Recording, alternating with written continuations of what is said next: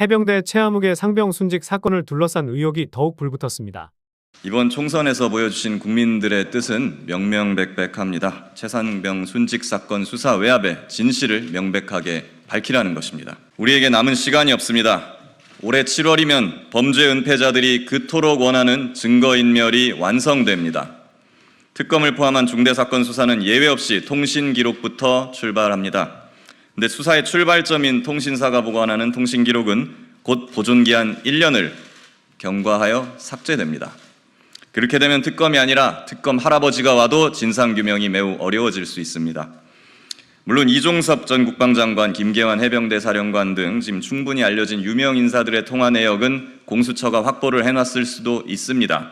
그러나 진짜 중요한 숨어있는 사람들의 통화 내역은 아직 확보 안 됐을 가능성이 매우 높습니다. 이종섭 전 국방부 장관이 사건 기록 회수에 관여하지 않았다고 새롭게 주장하면서 논란이 가열되고 있습니다. 이 전 장관의 이런 주장은 특별검사법 처리가 임박한 시점에서 나왔으며 해병대 수사단이 경찰로 넘긴 사건 기록을 국방부 검찰단이 당일 회수한 것은 이 전 장관의 지시가 아니었다는 것입니다.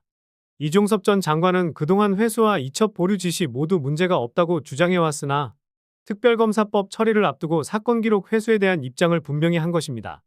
박정훈 대령 측에서는 이 전 장관이 사건 기록 회수에 관여하지 않았다면 이 사건에 대한 대통령실의 직접적인 관여를 의심하고 있으며 이는 철저한 조사가 필요하다고 목소리를 높였습니다. 이 전 장관의 변호인인 김재훈 변호사는 17일에 배포한 보도자료에서 이 전 장관이 해외 체류 중이던 2023년 8월 2일에 사건 기록 회수 사실을 사후에 보고받았다고 밝혔습니다. 국방부 검찰단은 당시 경북경찰청으로부터 사건 기록을 회수했고 이 과정은 이 전 장관의 귀국 후 보고된 사안이라고 설명했습니다. 이 사건 기록 회수는 이첩 보류 지시 이후 일어난 일련의 행위 중 하나로 당시에 국방부 검찰단은 경찰로부터 사건 기록을 되가져오는 과정에서 압수수색 영장이나 협조 공문을 제시하지 않았습니다. 이러한 무리한 행위가 장관의 지시로 이루어졌다면 큰 법적 문제가 될 수 있습니다.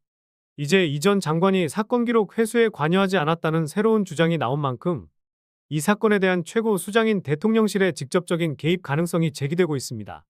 박정훈 대령의 변호를 맡고 있는 김정민 변호사는 이 전 장관이 거기에서 빠져나가려는 것인지 다른 실체가 있는지에 대한 철저한 조사가 필요하다고 강조하며 이는 직권남용과 공무집행 방해 등 여러 범죄 혐의와 관련된 위법적 행위일 수 있다고 지적했습니다.